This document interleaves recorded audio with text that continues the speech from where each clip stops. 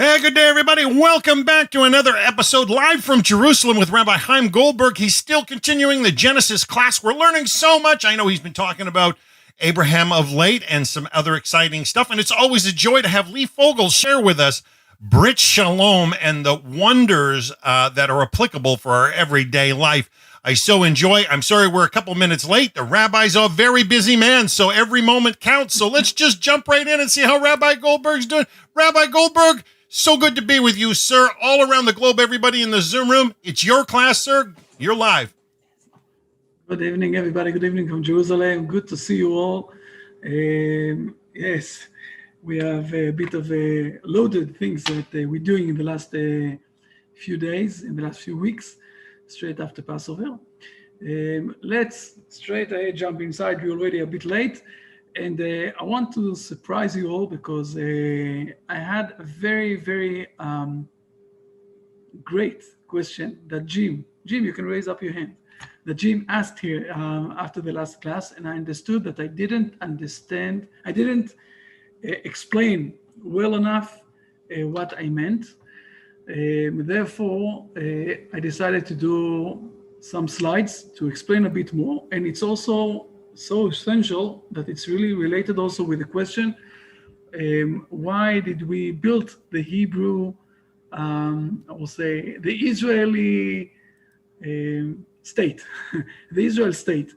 And we all know that the Israel state is doing a lot of headaches to the world, especially in the last 70 years. Everybody is a bit, asking a lot of questions about it. So we need to explain exactly what is happening here.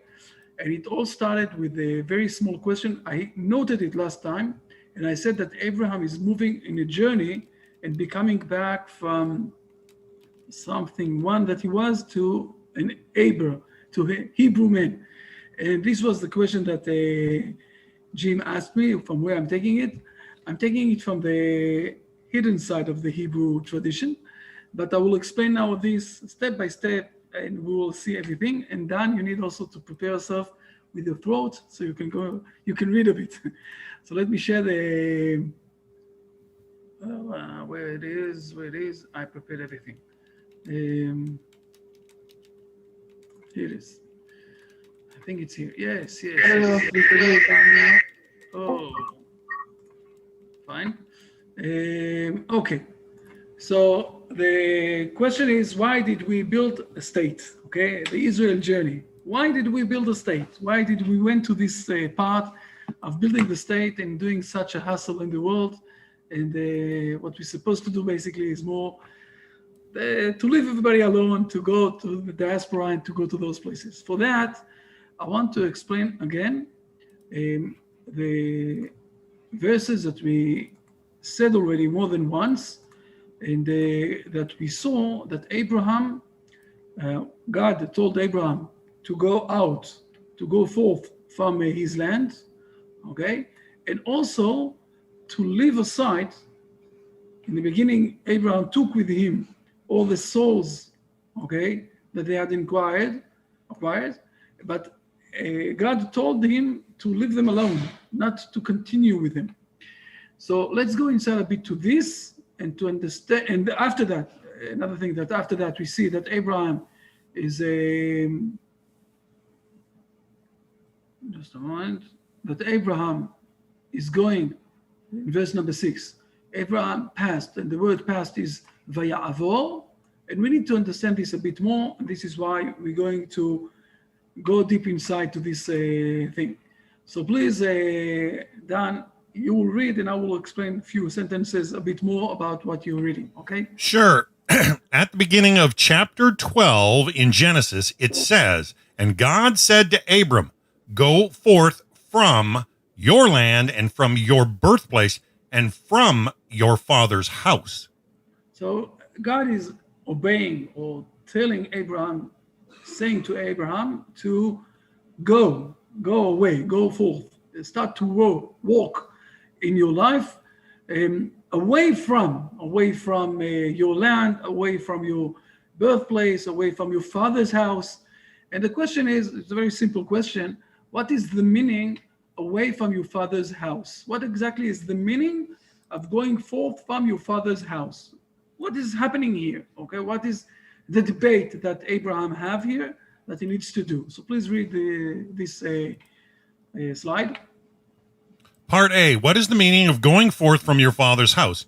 Let's understand first what intent Eber passed on to his children at Genesis 10:25.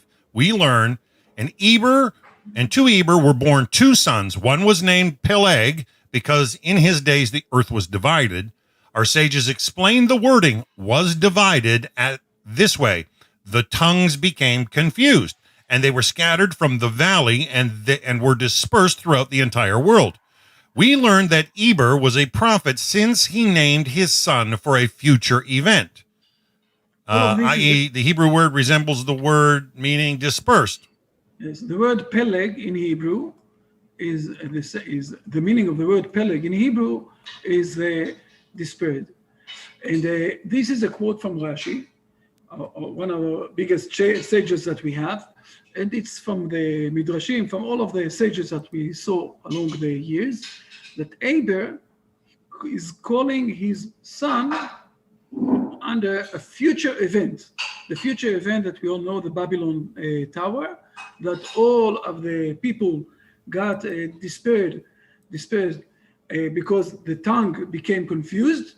And Eber is calling his son under this name of something that will happen in the future. So what we know here, what we see here, that Eber was a bit of a prophet. Okay, he knew something that's happening in the future. But what exactly was the content of his prophet? What was the content of his prophet? He was upset that the generation will be spread all over the world. He's hitting inside something that is bothering him. What is bothering him?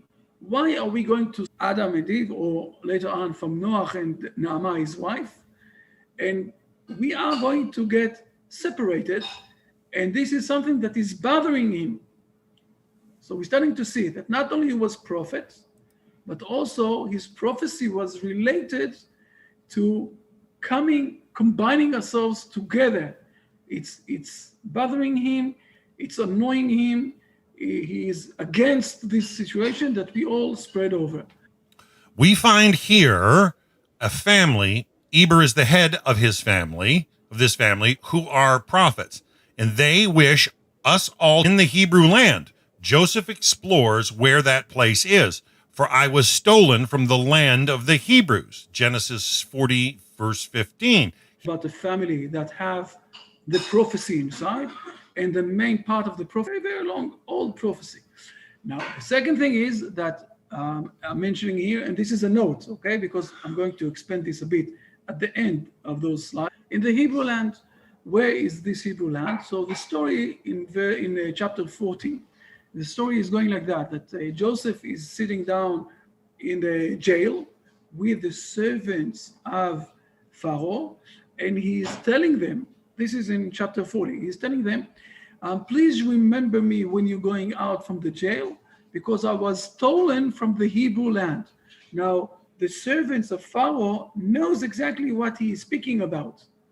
They understand that the Hebrew land is where what we call the Canaan land, where today is the Israeli state. So why do I say that we can do this mission only in the Hebrew land? This is something that I will explain later on. But we need to remember to phrase the context of what's happening here. The context is that there is one family from all of the 70 nations that are mentioned in chapter 10 in Genesis. One family is holding this thing of the prophecy, and the main ambition of this prophecy is to remember that we are very hurt with this situation that we got spread over to all of the nations, and we want to reunite ourselves back as one big family with everything else. Let's continue on, okay, and see that there is a very interesting debate between Abraham and his father. Please read this slide, and I will explain this a bit more. Abraham's father himself, Terach, settled at Haran as written in Genesis 11:31, and Terah took Abram his son, and they came as far as Haran and settled there. This settlement's meaning is that Terah abandoned Eber's identity and adapted the Aramean one, as mentioned with his grandchild Laban. Laban the Aramean in Genesis 25:20. Wow, Okay, that's amazing. but this is what is happening.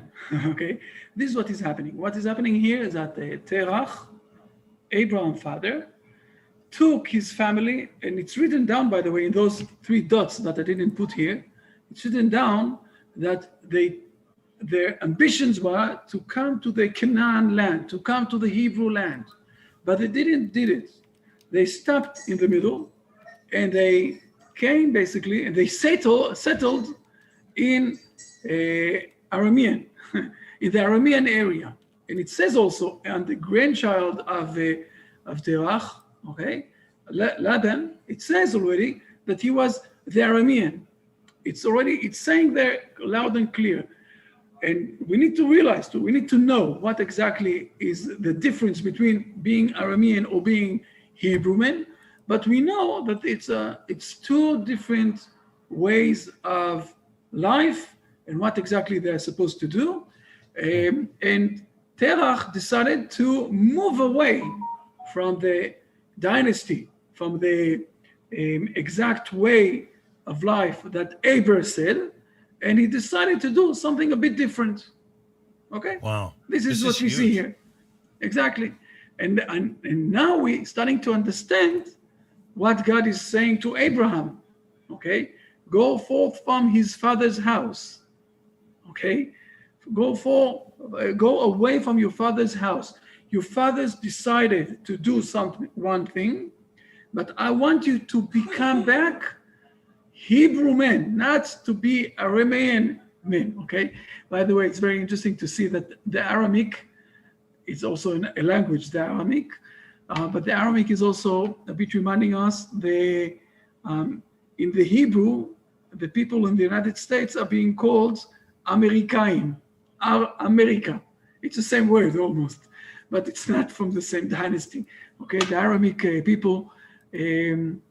I don't know if you know, but when all of the ISIS started, so one of the things that they did, ISIS, they killed a lot of Aramean people in the area of Iraq and in the area of Iraq, okay?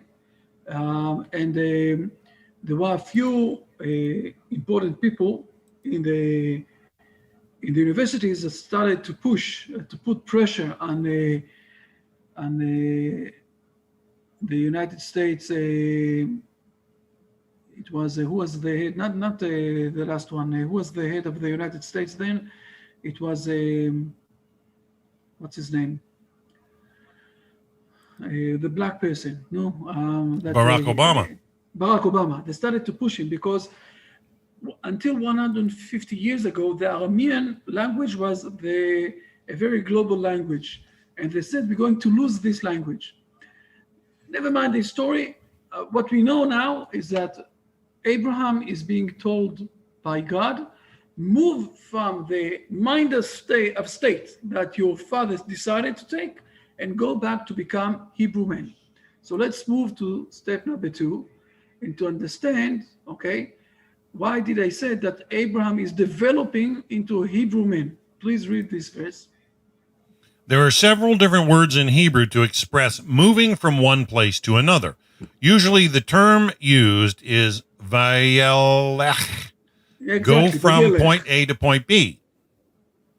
God is using this word at the beginning of chapter 12 in Genesis, and God said to Abraham, go forth from your land and from your birthplace and from your father's house.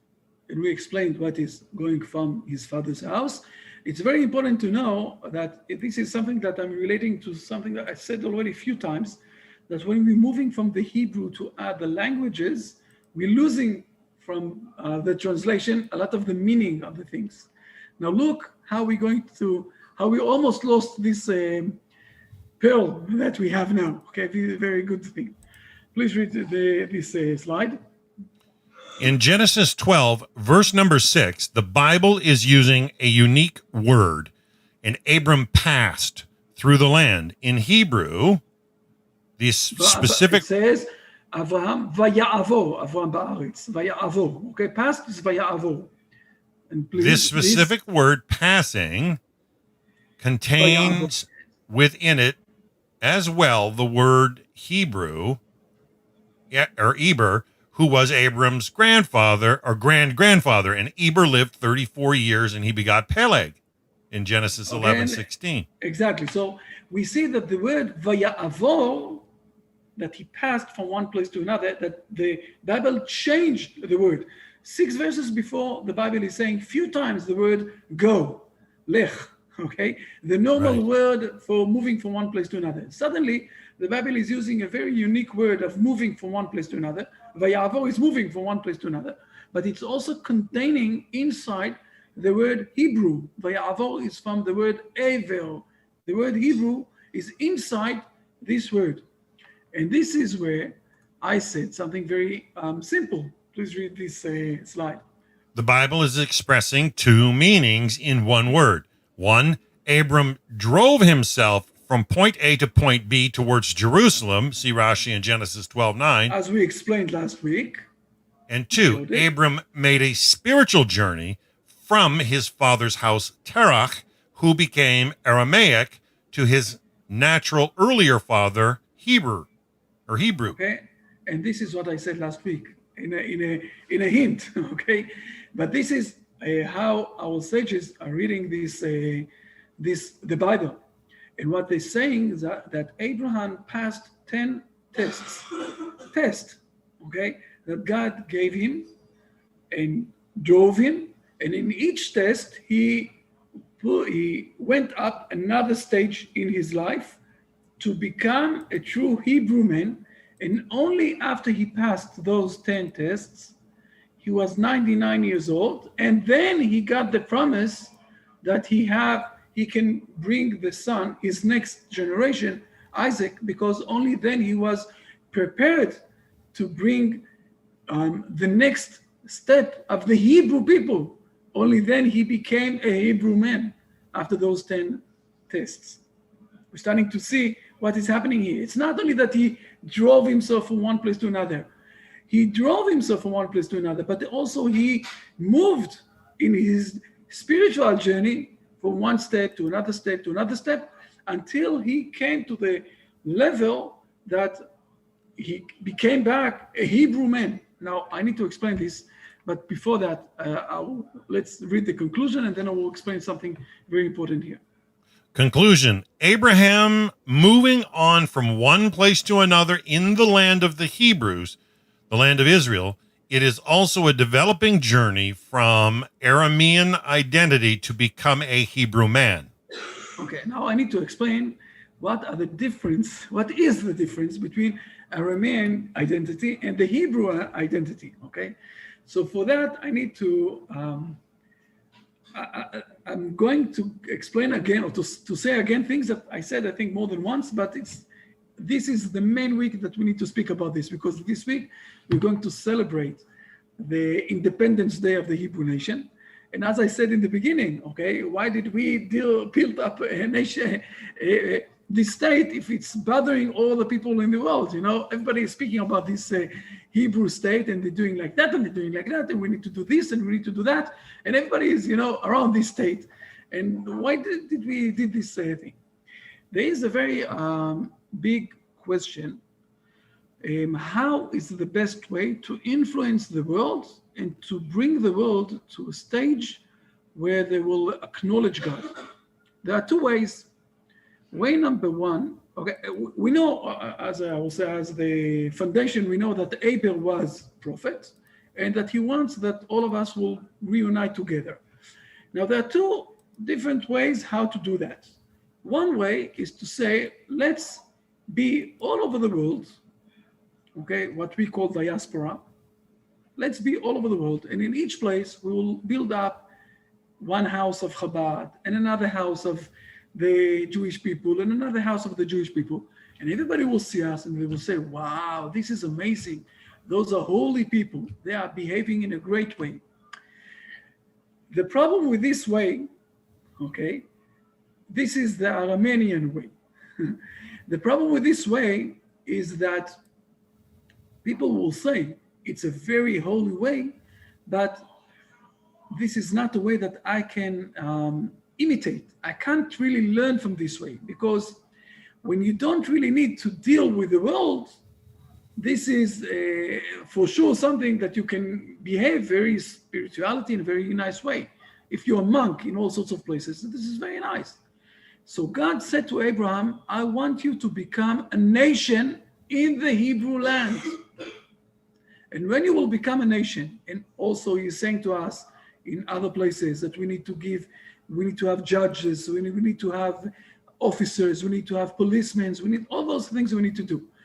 Build up a nation. And when you have a nation and you will behave in the right way, this is where all the people around the world will start to praise God, to say, whoa, there is something here, a nation here that is behaving in the way that is the right way, but they are not outside, out of the blue. They are, something out there. They're doing everything. They have all the economics, they have all the rules, they have everything else, everything that you need to live in life.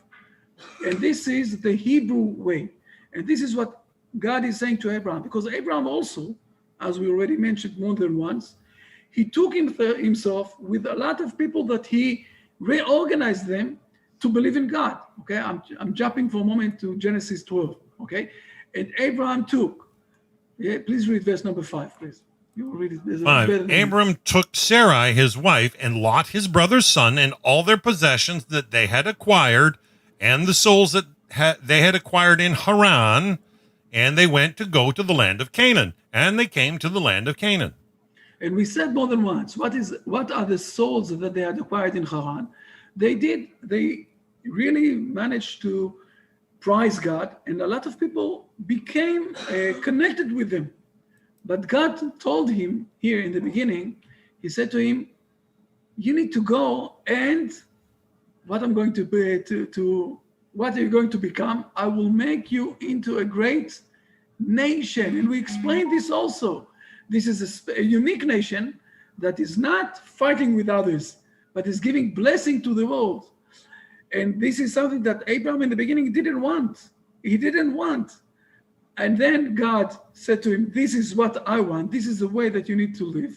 You're not supposed to be in the Aramean identity. By the way, it's very good that we have also Jews all over the world, okay? Because when we have a problem, okay, in the Hebrew state, we have a place to run away. But this is not what God is asking us to do. God is asking us to come back to the Hebrew land and to become and to behave as the Hebrews. And more than that, this is the way, just a moment, I lost it, yes. This is the way that we will manage to have connection with a lot of people around the world to bring the words of God to the other people. So please read this slide now. Note, the Aramean approach is a cosmopolitan viewpoint trying to influence the entire population of the earth. No matter where they are, the Eber approach is what Abram was promised, to establish a single nation in the land of Israel, which will bring a blessing to the entire world. Okay, and this is what we call the truth inside Israel journey. And this is what Abraham is passing. Abraham is passing from one identity, okay, the Aramean one, to the Hebrew identity. And this is where usually I'm finalizing, okay, with a very hard question. And this is what I'm speaking all the time about the Israel journey. When will you, your Israel journey to find your identity take place? This is the question that I'm asking everybody, okay? And we're doing also those journeys here in Israel. When people are coming, we're giving them those journeys because we are giving people the mindset that what exactly is the Hebrew land situation. And this is why we built up the Israel state, because this is exactly what God is asking from us to do. Now, it's a journey. It's a journey that already more than 70 years we are passing inside the Israel state. And also, all the Hebrew people in the diaspora are passing it and asking themselves how much they are related to the main journey of the Hebrew, I will say, life, or I don't want to say exactly what will happen for those who won't join the main journey and everything else. You can figure out yourself, because you can look around along the history to see. And this is what we said last week, okay? That Abraham passed. The word is passed through the land. And the word passed is different than the word go, because it says here, Vayavor, two things. Not only he moves from one place to another, but also he became Hebrew man with this thing. And after he's starting to understand that, or to realize this is what God is asking him to do, this is where also he suddenly see twice God and building up an altar to God. Okay, altar number one, and then he builds up another altar to God when he realized all of those things. And we said also that he is going to the southward. This is where Rashi is mentioning that he's going towards Jerusalem, and it will take him 50 years to be there, to come to Jerusalem. Why? Because in those years, he's going to pass few tests to become Hebrew man. So then God will tell him that he can have the next generation, Isaac, and he can continue on towards this big blessing to the world. The first thing that here in Israel is going to pass is that the famine in the land, and this we will speak next week. I think, as we say in the judge area, I finished my case. I explained everything. Any questions? We lost Dan. No, you didn't lose me, Rabbi. I'm still here. I haven't moved. Do you want me to check your chat box? Rabbi, we have a question from Michael in the chat box. Okay. Yes. Yeah, Michael, thank you. Hi, by the way. Good evening. Michael is asking, it would be important to explain, how does prophecy work according to the Torah? When you say prophecy, you mean this specific prophecy, or you mean all prophecy? Michaela? Hi, everyone. Actually, this prophecy in particular, but maybe explain also the concept of prophecy according to Hebrew scripture, because I think many people are very confused concerning the concept itself.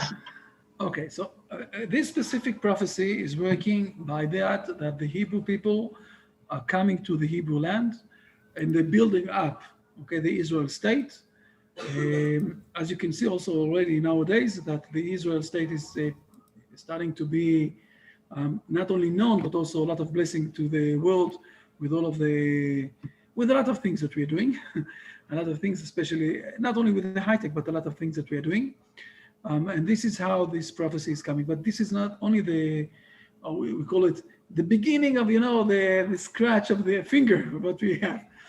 Prophecy as itself, it's something that we can discuss for a very long time, but it's a new dimension. It's a different dimension. It's a dimension, there are a few ways how to, I will say it really in a short way, but we need to explain this a bit more. There are a few ways how to gather knowledge. It could be through the senses, it could be through the imagination, it could be through the knowledge. All those things are not really gathering the knowledge as it is. It's only all sorts, and already Immanuel Kant explained that, it's all sorts of things that we are reflecting us, but we're not gathering the exact knowledge. The thing of prophecy is getting the truth, 100% knowledge. The main way that I can show that is with the 10 punishments that the Egyptians got, If I will jump again back to the scripture, and we will go to Exodus and we will see in Exodus. I hope I came to the right place. Straight ahead. No, maybe it's too much. We'll see in a moment. No,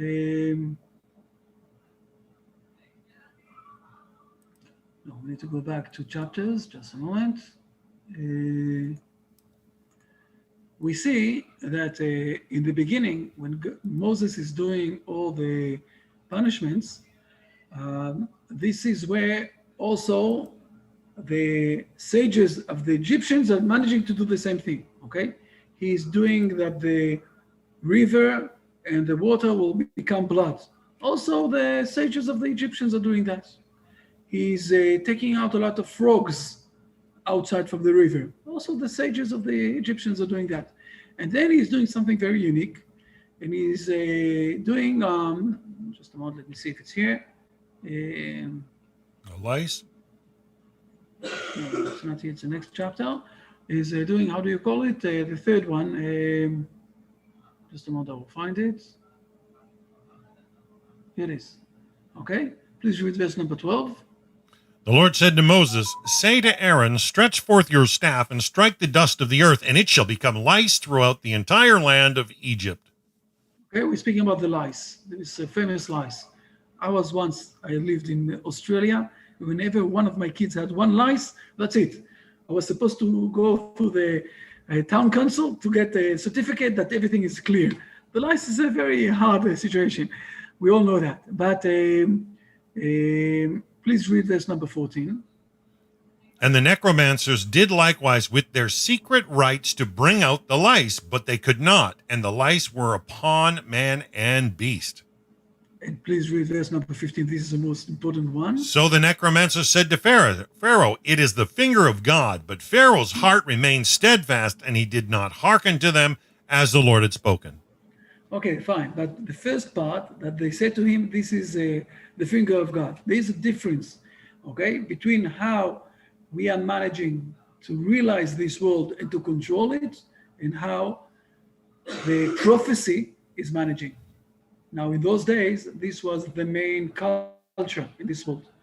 Today, we have a culture that is admiring the knowledge, but also the knowledge we know, especially since the days of Immanuel Kant, that we don't really know everything. Now, the prophecy is much more stronger and higher understanding of the reality and have a lot of connection with God. And this is what we hope to get back. It's not only to have the place where all the people will manage to pray in front of God, what we call the Temple Mount, okay, that all of the people will come and pray. The pray is basically an answer. Well, while God is doing prophecy and speaking with prophets, and the respond back is that people are praying to God and getting also this connection, because God wants the connection with the people. Today, unfortunately, for the last 24 centuries, we don't have prophecy. To speak about the prophecy, we can speak, I can give few lectures about the prophecy, and we won't finish it. It's a very long one. But the prophecy is the 100% true understanding and connection with God who created this world. This is basically the prophecy. And for that, we are aiming. This is what we want back. And this is where also we will be in the stage where we will build up the temple in Jerusalem, and all of the nations will come to the temple to pray and to get connected with God. Unfortunately, not in Rome. I'm sorry. It won't continue with Rome. It will come back to Israel.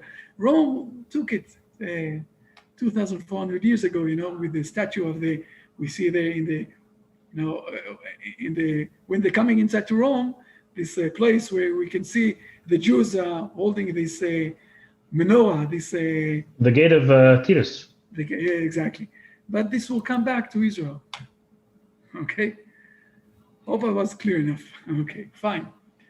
Okay, we have more questions, more important questions. Lee, tell me. We don't have any in the chat here in Zoom. Dan, do we have anything on the social media? You know what? On social media, they're actually very quiet today, but they're listening intently. We've actually got a good crowd on Facebook as well. People from all over. Fine, excellent. So this is the time. So first of all, I raised my case. Okay, I finished what I have to say today. It was important, and I thank you, Jim, for asking this question, because it's very important. It's very essential, especially for those days where, the days we are celebrating 10 days that starting with the Holocaust that we started last weekend, mentioning and reminding the Holocaust and all of those things. Once maybe I will tell you the story of my family, my mother's family side in the Holocaust. It's amazing story with a lot of miracles inside, and we are continuing on to this week. We have a day, an important day, that we're mentioning all the soldiers that died along the days and the wars that we had to establish the state, and then we have the Independence Day, and those are 10 days that we call them the 10 days of redemption. And it's a bit parallel to the 10 days of the,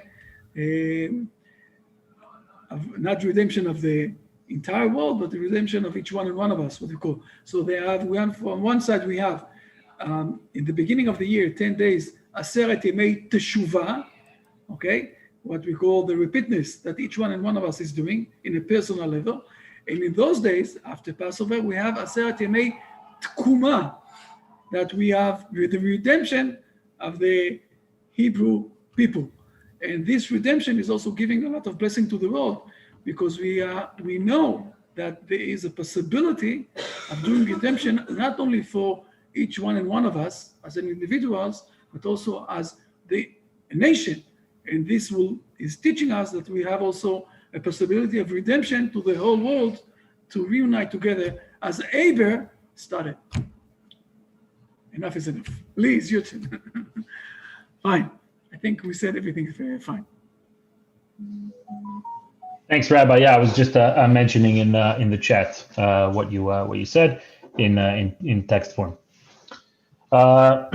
Great. So good evening, everybody, or good morning, wherever you all are, and thank you for inviting me to learn with you, to continue learning with you in Brit Shalom.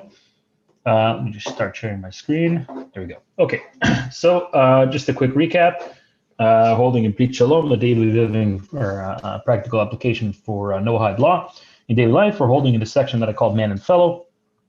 And now we're actually holding and man and what we call man's best friend, man and beast, our relationship to animals.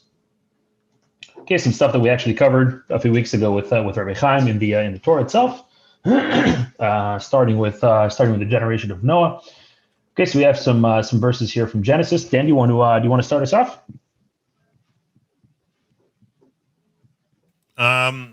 And as for me, I will establish my covenant with you and with your descendants after you, and with every living soul that is with you, of the bird, of cattle, and of every living animal upon the earth with you. Genesis 9:9-10.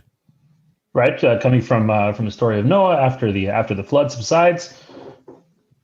Every moving thing that lives shall be food for you. As with the green herbs have I given you all these. However, you shall not eat flesh whose blood is still in its soul. Genesis 3:3-4. Okay, from Adam and Eve, and finally from Hosea. Hosea. On that day I will make a covenant with the beasts of the field, the birds of the air, and with the creeping things of the ground. I will also banish bow, sword, and war from the land. Thus I will let them lie down safely. Hosea 2:20. Thanks. So I wanted to just spend a couple of minutes as an introduction to the topic. There are the black and white laws of what's permitted, what's forbidden.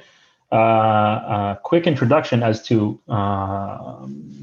consuming meat and Judaism's relationship, the Torah's relationship to vegetarianism also. Those who want to say, Adam and Eve were effectively vegetarians, as we can see here in the verse. So does that mean that this is the goal for humanity? So there's a famous comment from in the commentary from the Ramban, Nachmanides, Rabbi Moshe ben Nachman, lived approximately the year 1200 or so in Spain. He's commenting on man's command of the earth and everything that moves, etc. And he talks about basically the dispensation, the permission given to the descendants of Noah to eat meat, and how to connect to that. In essence, I invite you all. You can visit here on Sefaria. You can dig in even in English. There's an English translation of the commentary of Nachmanides. But in essence, he talks there about beasts having a certain level of will. Obviously, it's not on the level of mankind. It's on the level of free will of mankind, but it's certainly more than the inanimate and the plants. There's a certain level of will. And in the destruction of civilization leading up to the flood, animals had a certain level of responsibility in that, let's say. And so they too were to be wiped away from the earth. However, the species were saved with Noah in the ark. And basically, as a covenant or as a pact, it said, so to speak, mankind was given the dispensation to eat meat thereon. And the way I received it from my rabbi is that by allowing mankind to consume meat, and by having the proper intentions when eating meat, we can lift up the meat. Okay, so we can turn certainly the same is true of plants, but we can turn the animal that was grazing into words of Torah, into good deeds, into making the world into a better place. And in doing so, we're effectively correcting the destruction that came from the generations before Noah. You'll say, though, what happens when you just go to McDonald's and you don't have the right intentions in mind? So it's a pretty good question, and there are actually those. We have stories of certain sages of ours who were pious above the letter of the law. Right, mankind was given the permission to eat meat throughout the days of the week, etc. But we have stories of our sages who kind of went above the letter of the law and would only eat meat on the Sabbath because they wanted to have special intention in mind when eating meat, in order to make sure that it was a correction, and then they were lifting up the creation to the service of God, and not, God forbid, causing further destruction. Okay, so this is the permission granted to humankind. But you'll say, so how do we relate to Adam and Eve, and what's the future of consuming meat? You may have come across comments attributed to Rav Kook with regards to vegetarianism. And again, as I said, so Adam and Eve didn't eat meat, so maybe that's the goal for humanity. If I remember correctly, the way Rabbi Shirky explained Rav Kook's writing on the subject is that even if it is a goal for mankind to eventually kind of wean off of meat, it has to be a very gradual process, and part of that, he explains, is that consuming meat, it kind of lets us exhibit certain barbaric characteristics in a more constructive fashion. So if we were to all of a sudden take those away, then it could bring further destruction to humankind than if we allow for that dispensation to gradually subside. So that's kind of the in a nutshell, the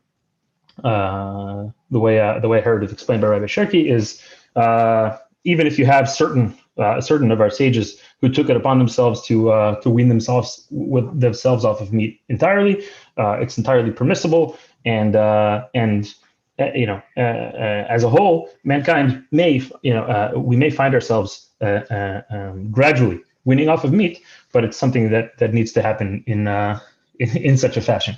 I see that, and now we're speaking about our relationship to animals, that Angela and Mike's cat wants to also hear the words of Torah. Very good. Okay, so moving on to the black and white, to the law. Okay, so we start on number 1 here. The Torah permitted humans to feed themselves with every type of plant life, as it is stated. God said below. Is the text large enough on my screen? Yeah, okay, I see nods. Great. Great. So God said, behold, I have given you every seed-bearing plant that is upon the surface of the entire earth, and every tree which has seed-bearing fruit, it shall be yours for food. And humans were also permitted to eat many types of animals, as it is stated, and the fear and the dread of you shall be upon every animal of the earth, and upon every bird of the sky, of all that moves upon the ground, and of all fish of the sea. Into your hand they are delivered. Every moving thing that lives shall be food for you. As with the green herbs, have I given you all these. Okay, so as we saw also in the early chapters of Genesis, God kind of hands over the keys of creation to man, and it's our job, not only with the inanimate, to use it for the service of God, but also with the living.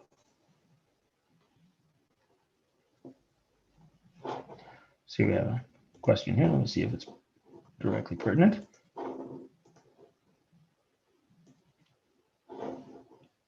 That's a good question. We'll try to get to it at the end, Anna. Thanks. Okay, number 2. The Torah prohibited eating a limb from a living animal, or in other words, any part of an animal that was taken from it while it was still alive.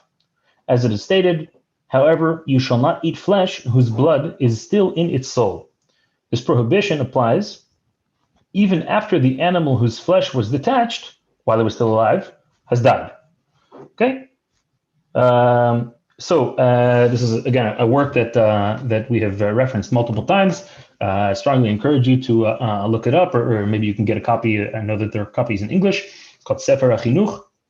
And it discusses some of the rationale, tries to give some of the rationale behind the commandments. Excuse me. Okay, so I think a pretty clear, pretty obvious concept behind this is distancing ourselves from ruthlessness. There's another clause that'll come up here talking about slaughtering, like let's say a cow and its calf on the same day. Okay, having to do with basically distancing ourselves from ruthlessness, wanting to instill in ourselves mercy.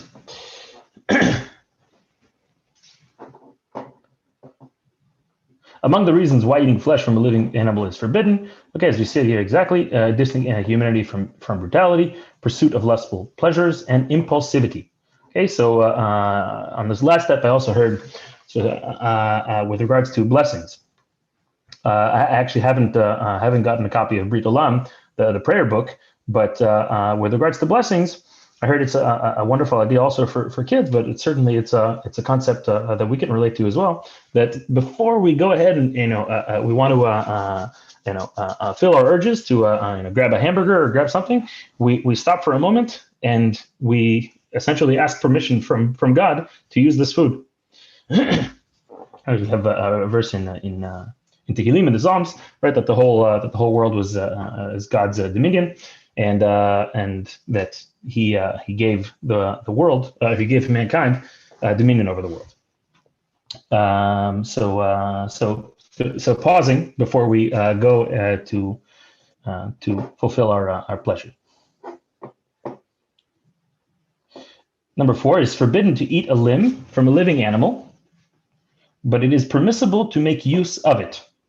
For example, as food for dogs.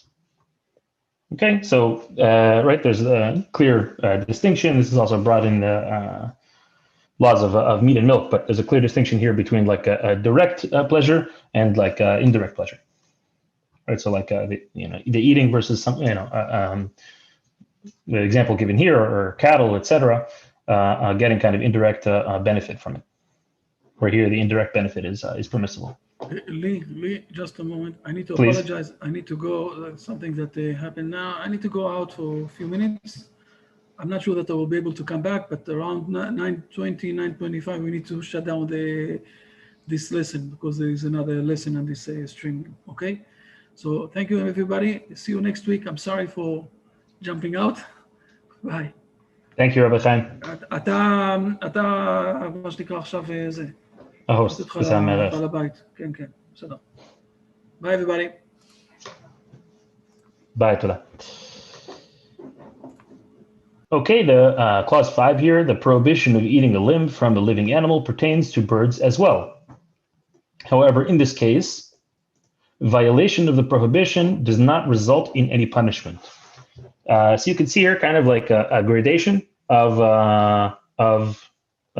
creation of living creatures, right? Where like the more sophisticated, you'd say the more cerebral, the closer to mankind, the more we have to be careful and going down. Clause 6, an animal or a bird that is still convulsing even after it has been slaughtered is still considered alive, as long as it has not ceased all movement. Okay, so maybe this is not something that we're all directly familiar with. Certainly in Western culture, there's a great distance between farm and plate. I know I certainly didn't grow up like that, but I know that there are cultures where it's still very prevalent. There are even people here in Israel who are, they do their own private slaughtering. Okay, but quite clear. Making sure that the animal has ceased life. If the head of an animal is removed, it is permissible to eat the animal even if it is still convulsing. Okay, and the reason here is quite clear. There's no connection between brain and body. It's death for all intents and purposes.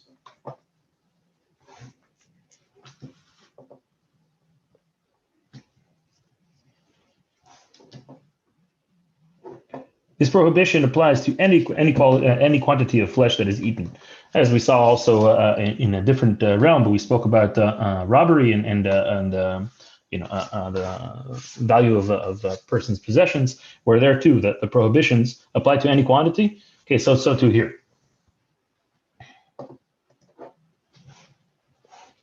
Nevertheless, number 9, hard tendons and skins from domesticated and wild animals, bird feathers, horns, hooves, are not included in the prohibition of eating a limb from a living animal because it's not customary for humans to eat them.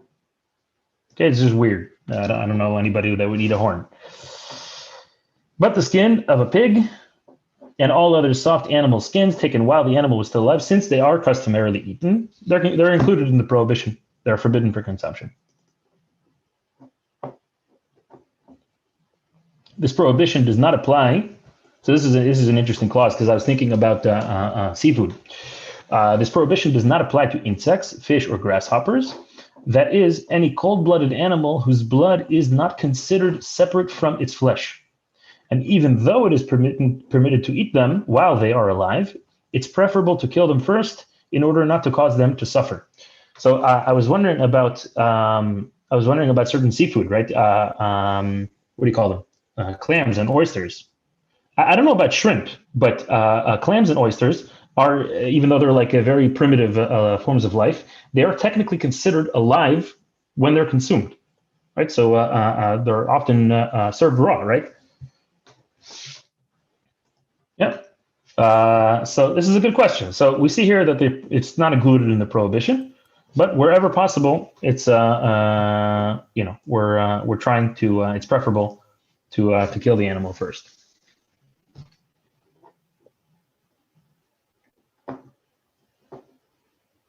Okay, this is kind of like a tangent, but it's in the same kind of realm.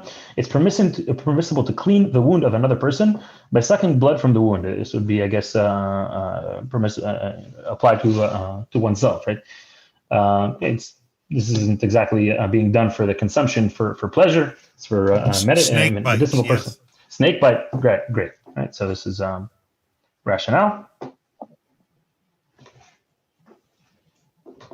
And medications that contain components that include flesh taken from a living animal are permissible. Where here too, there's a great chain of separation between us and the actual animal. So there, it's not considered direct benefit. A second, again, I have something here. Like to eat. Okay, so Travis is talking about trying to revert to a more, I guess, biblical diet, if you will. And he's saying that he was able to throw out a lot of meds, and he's seen his health improved drastically. I also know people who have weaned off of meat and swear by that. They've seen tremendous psychological and physical benefits from doing so. But again, I think it's important to have started with eating meat is permissible, and that the Torah is not saying that all of humanity today, in April 2021, we all need to go and be vegetarian immediately. This is a process that we all need to go through.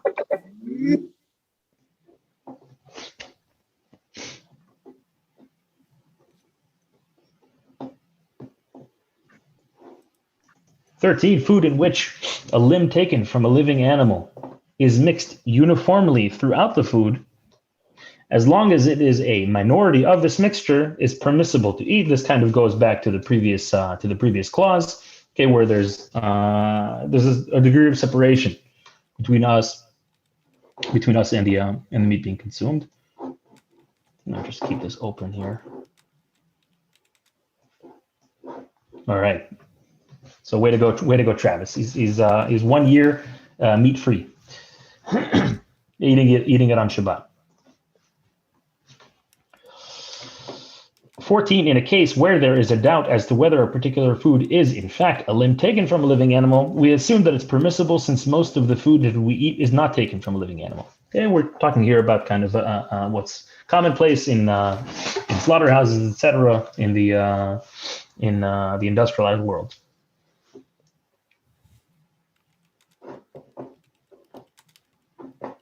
It's clause 15. It's forbidden to cause animal suffering without any positive purpose or without any direct benefit to human beings. Okay, so when I was a kid, I obviously didn't know about this clause. Sitting there, kind of frying ants with a magnifying glass, that would be a no-no.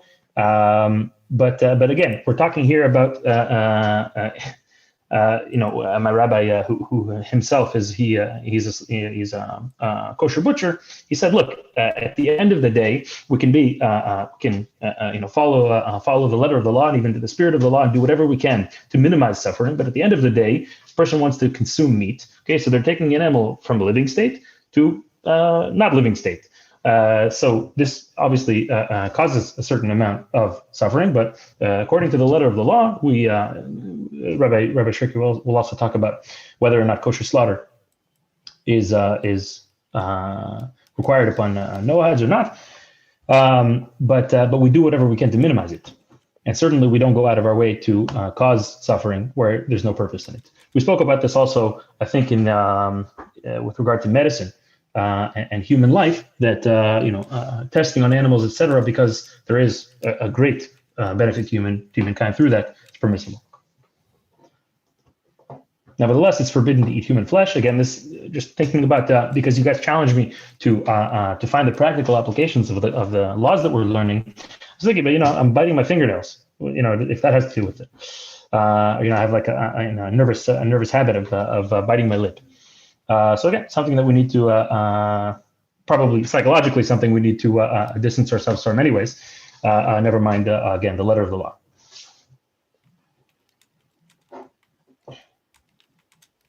Nevertheless, and here again you see the prism of Torah law, this fine divine balance between what we call chesed and din, right? Kindness and justice, and the very fine, delicate balance between our values. Where human life is in danger, it is permissible to eat every food that the Torah forbids. Because you might say we shouldn't eat animals at all, and even if a person's life is in danger, who am I to? I've heard statements like this from people who are very, very extremely vegetarian, not from Torah or Jewish sources, but they're very extremely vegetarian, where they say that human life, why am I any better than this ape that I should go and end its life for my own? But the Torah is very clear on this, right? We have free choice, and this is what differentiates us from other forms of life, and we need to also, with that free choice, there are grades, right? We need to use that free choice for good.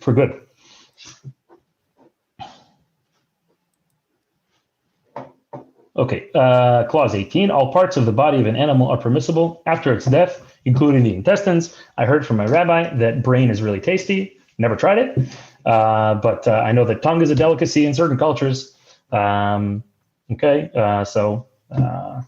I can give you his contact information. I'm sure he would be delighted to send you all parts of a cow, etc., that you had no idea were consumable. Lee, can I ask a question? Yeah, please, Dan.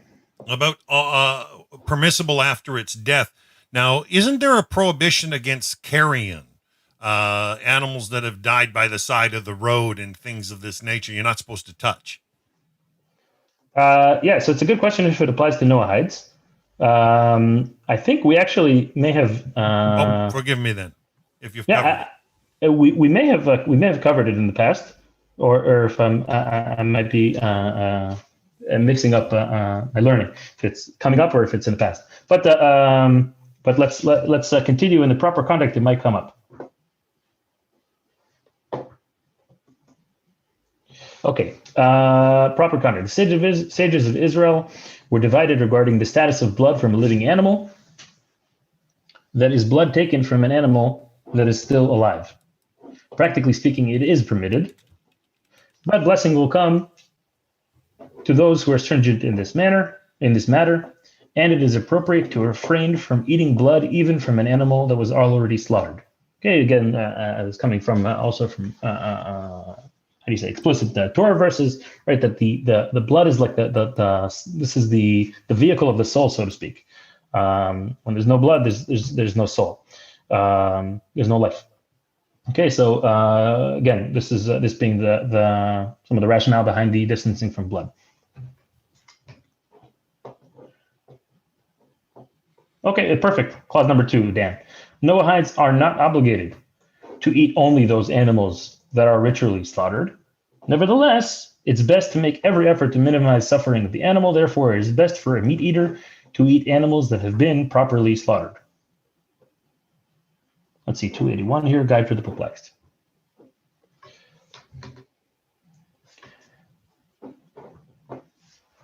Okay, clause 3, it includes a couple of different commandments, verses from the Torah. It's best to avoid cruelty towards any living creature, and one should not make them suffer and should have mercy on them. Again, I was just, you saw I turned off my video because there's a mosquito here floating around me, and I think we spoke about this in the past, that even if somebody should do what they can to avoid, swatting a fly or whatever, a mosquito, it's nevertheless it's permissible according to the letter of the law. If you can, try to whack it with a newspaper or something, and don't do it with your hand. And there are stories of our sages who were very stringent in the matter not to take any life that was unnecessary. But in this case, because it's a nuisance, or it can my kids are sleeping in the room, they can go my little boy, he's like his whole face is covered with mosquito bites. Okay, so this is a nuisance. So again, it's permissible, but we try not to cause undue suffering. All from coming from the same rationale of instilling mercy in ourselves. But included in this clause, not to slaughter an animal and its offspring on the same day. We spoke about this before. Not to do any work such as plowing with animals of 2 different species. Now, I was again looking at Sefer Chinuch, the book that we've cited multiple times. There he brings that that it causes animals a certain amount of distress. The rationale, we call these laws chukim, right? These are the category of commandments that are have divine rationale.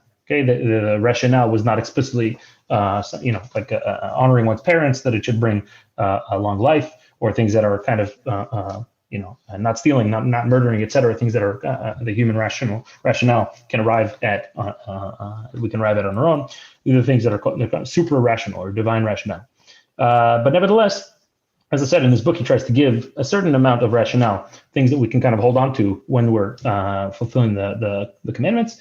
Okay, so here he says that it causes animals a certain amount of distress. You have like a very, an ox or something. You have an animal that's kind of built for the job, and another animal that isn't. And it's interesting, actually. I don't know if there's any farmers in the crowd that can attest to any of this, or actually how we would measure that. But some of the rationale behind it. Not to muzzle an animal to prevent it from eating agricultural produce associated with its work, i.e. threshing. Okay. letting an animal do what it needs to do to get the job done.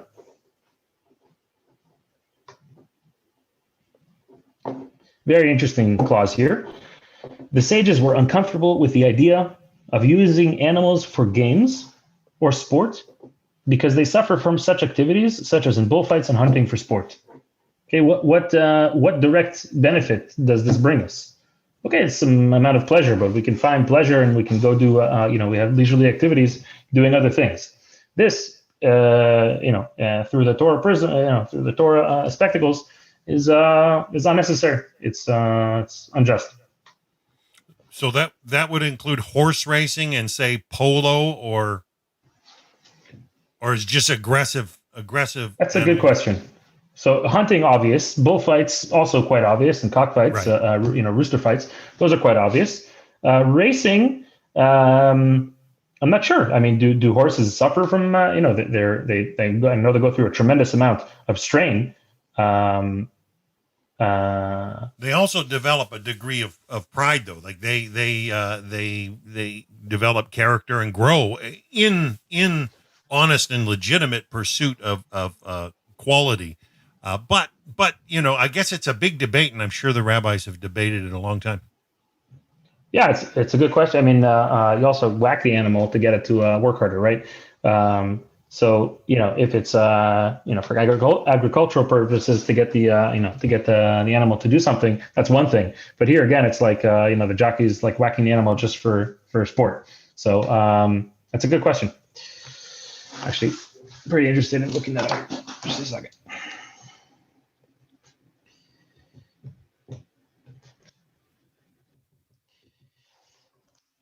Okay, finding a nest. Okay, again, versus the kind of, let's see, from Deuteronomy. Yeah, perfect.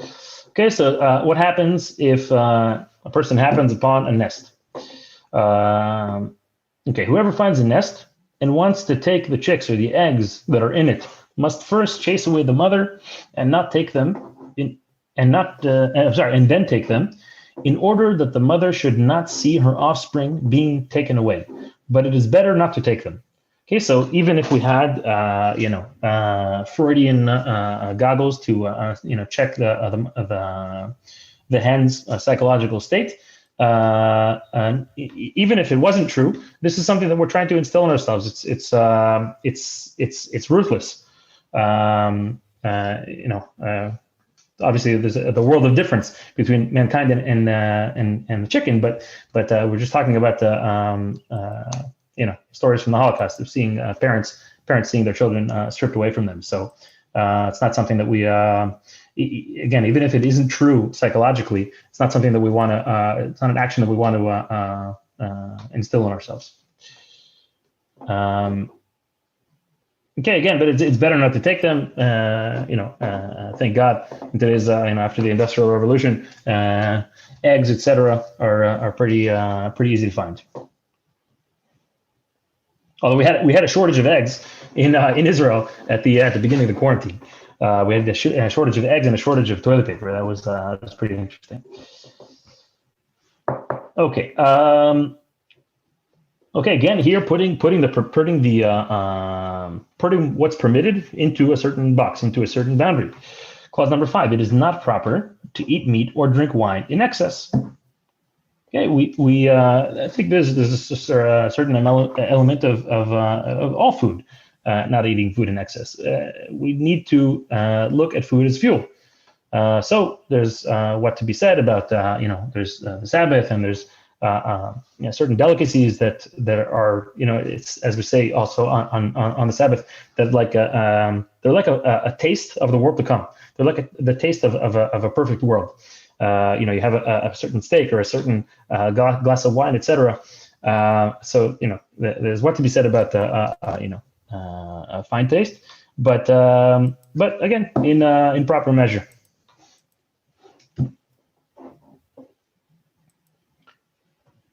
Clause 6, I see we're holding at 9:15, so maybe we'll only do a couple more. Clause 6, blood from a slaughtered undomesticated animal or from a slaughtered bird should be covered with earth.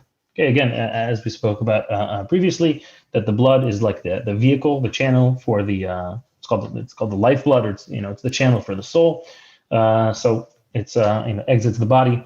At the very least, it should be covered and kind of reconnect with its source, or reconnect with the earth. I think maybe we'll stop it here. There was a couple of questions in the chat. Okay, so Netzach is saying that riding a horse does not cause it to suffer. Okay, talked about also in Torah, etc. It's used also as a vehicle, and it often serves a valid purpose, in my humble opinion. Okay, so I think I generally agree about riding a horse. We're talking specifically here about racing. Applies, I guess, also to dogs. I don't know if there's other types of racing. We had actually some back and forth here. Let's see.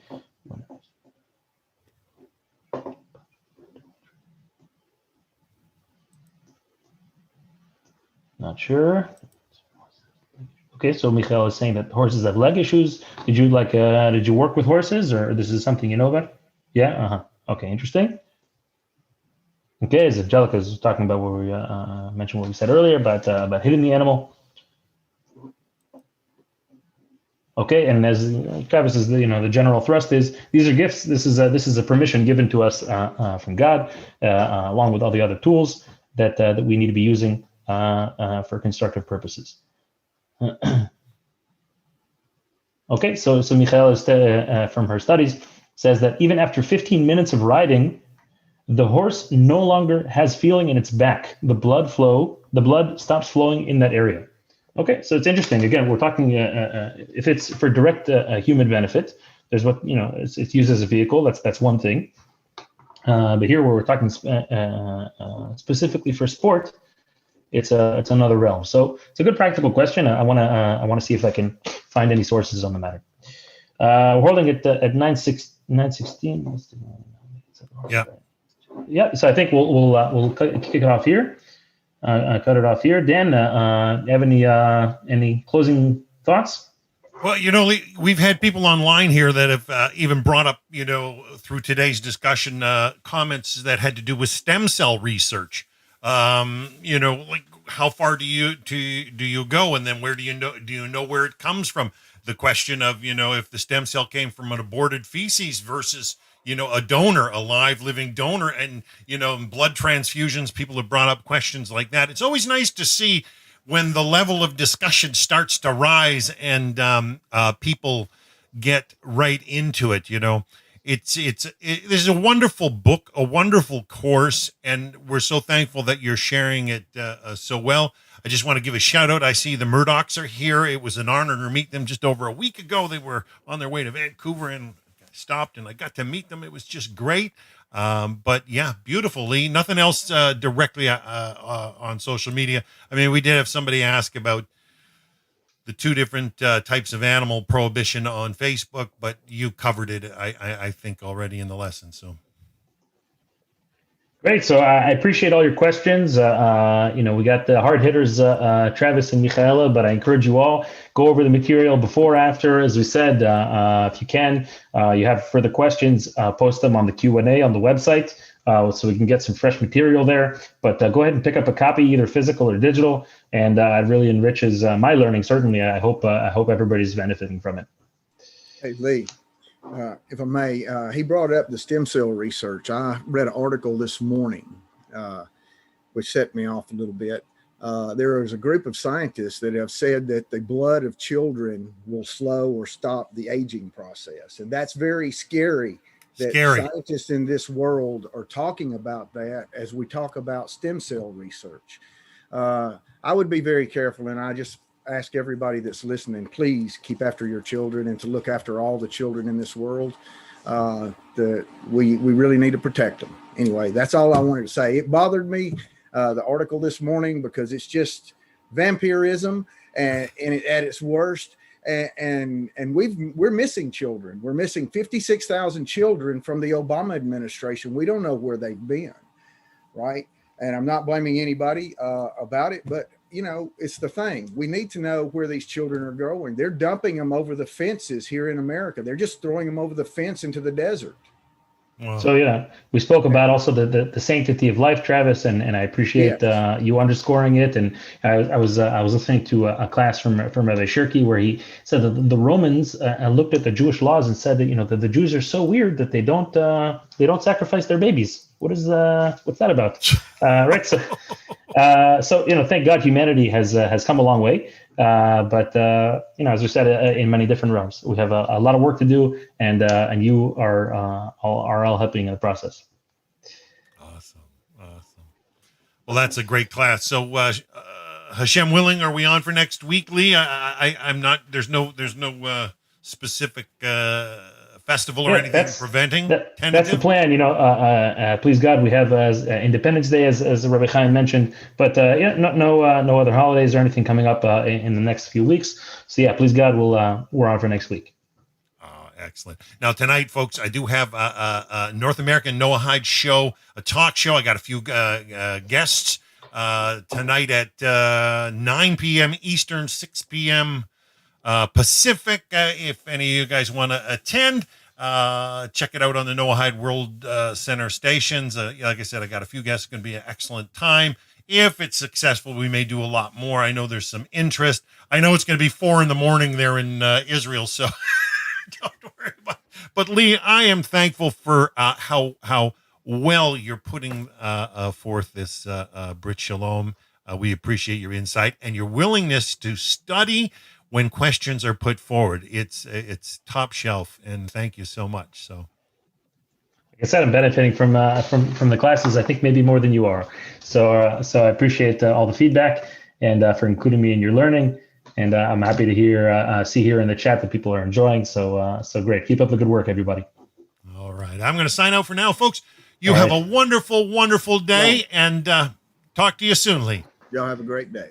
All right, cheers. Shabbat tov. Shalom.